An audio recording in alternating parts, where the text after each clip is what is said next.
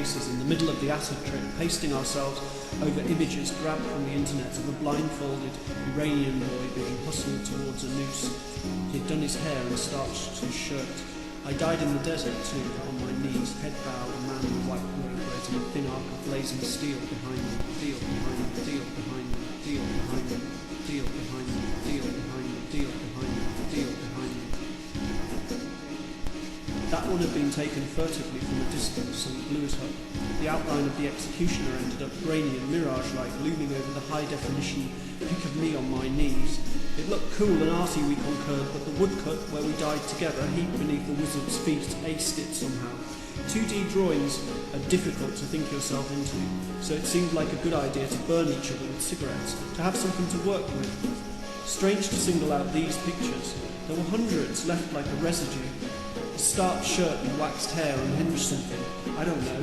That boy, all dressed up to die, or the guy in the desert, that seemingly private scenario, nobody there but the far-off photographer. That could have lulled me. Whatever it was, I superimposed my face over an executioner's, shot my friend a sly, sidelong glance, and that was it. The trip went badly. I'm slow to get started. It's a year since I did what I did, a year of sharp-edged, barely coded dreams. Tonight I'm at a cocktail party that's been bled of colour and sound by the flare of the popping flashbulb. All that's left of the guests is a carousel of red pinholes where their eyes once were, circling me like rifle sights.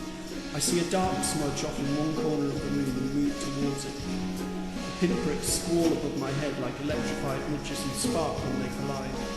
The smudge is a roped-off VIP room. Inside, a miniature lioness clings to a wire bird feeder hanging down out of the shadows. She pushes her snout through the small square gaps and takes seed. When my presence is sensed, she ignites quietly like paper. Words fall out of a hot blue sky. If you were God, God would be dead. I'm inches above a mud swamp, wire netting cutting into my face. Slow currents have found a zombie lying lost in dreams on the swamp bed and are buoying him upwards. Air pockets slowly inflate and break out on the surface as he rises. It's time to make things right, do good, fight evil like a superhero does. I'll stumble out of bed and pick up my boombox and step into the wormhole that's opening in my room while I sleep. A hoarse voice, not of this dimension, is tearing into my dream. Their music is a language that's near extinct. An explosion of sound follows the words, a broken roar and a guitar-like screeching, black metal, but not of this world. The zombie's face cracks the swamp surface and dries geisha white on the sun, and that's it. The metal cuts abruptly like someone's paw. I stumble out of bed, leaden panic in my head as per usual. Pick up my boombox and head for the wormhole gaping at the edge of my room. Its circumference moves like a stingray swimming. Currents of mist behind which the room shivers and loses definition black at its edges. Higher of the stuff rises like a giant snake, or fun-sized tornado up top, till I'm looking at starless space framed by a noose.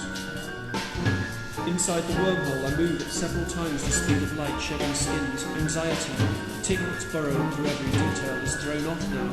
A heavy, awkward thing, it turns out, flapping over my face and heaving itself into the sky like a fucked-up crow, a stack of manipulated, corny-looking images appealing off a plasma screen, spiralling out into space, shrinking into a lone constellation of stars I might look at coldly. I am pure thought, an image of rejuvenating cells, swarming, unstoppable.